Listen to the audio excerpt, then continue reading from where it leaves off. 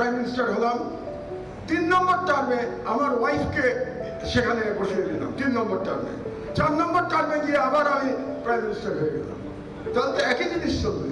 এখন যে parliamentary system আছে তাতে দল ইলেকশন করে, দল ইলেকশন করলে সেই দলের যদি 151টা সিট হয়ে যায়, তারা অনাদি অনন্তকাল সেই কি বলে কিয়ামত পর্যন্ত সেই দল ক্ষমতায় থাকতে পারবে, আপনি এখান থেকে মুক্তি পাবেন না। এবং যারা বলে, ধরেন এরকম বললো যে ঠিক আছে 3 টার্ম পর পর প্রাইম মিনিস্টার হতে পারবে না, এরকম যদি কোনো নীতি থাকে তাহলে কি হবে? আমি ধরেন সেই পার্টির চিফ, আমি 2 টার্ম প্রাইম মিনিস্টার হলাম, 3 নম্বর টার্মে আমার ওয়াইফকে সেখানে বসিয়ে দিলাম 3 নম্বর টার্মে, 4 নম্বর টার্মে গিয়ে আবার আমি প্রাইম মিনিস্টার হয়ে গেলাম, তাহলে তো একই জিনিস চলবে, কোনো পরিবর্তন নাই। কাজেই আমাদের 2 টার্মের প্রেসিডেন্সিয়াল পদ্ধতিতে যেতে হবে যদি আমরা রাষ্ট্রকে সঠিকভাবে আনতে চাই। 2 টার্ম, 5 বছরের 2 টার্ম, এর বেশি কেউ প্রেসিডেন্ট থাকতে পারবেন না, এটাই হচ্ছে আমার প্রস্তাব। এবং সেখানে বাংলাদেশের সাধারণ মানুষও প্রেসিডেন্ট হওয়ার স্বপ্ন দেখতে পারে, যে কেউ প্রেসিডেন্ট হওয়ার স্বপ্ন দেখতে পারে, তাকে যদি জনগণ অ্যাকসেপ্ট করে, এখানে যারা বসে আছেন তাদের মধ্যে একজন প্রেসিডেন্ট হয়ে যেতে পারে যদি জনগণ তাকে ভোট দেয়।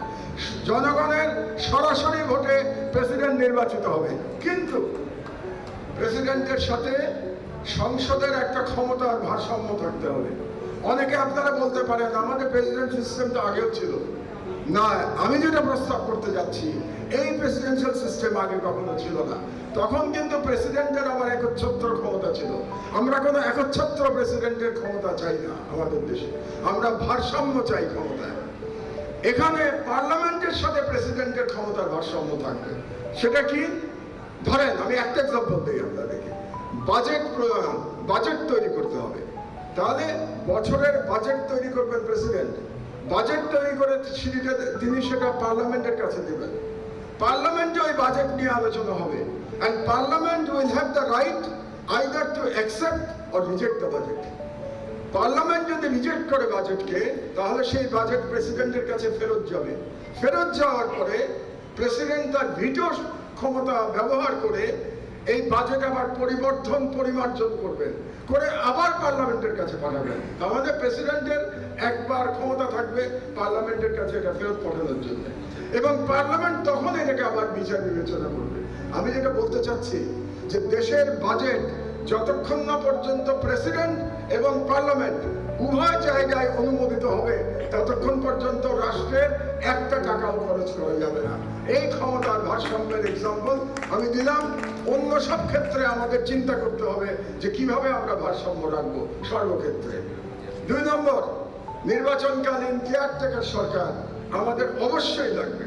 বাংলাদেশে যতক্ষণ গণতন্ত্র স্থাপিত না হচ্ছে ততদিন পর্যন্ত আমাদের নির্বাচনকালীন কেয়ারটেকার সরকার লাগবে। কিন্তু কেমন সরকার? সেটা চিফ জাস্টিস হবেন সরকার প্রধান। চিফ জাস্টিস সরকার প্রধান হলে বিচার বিভাগ কিভাবে ধ্বংস হয় সেটা আমরা গত 30 বছরে দেখেছি।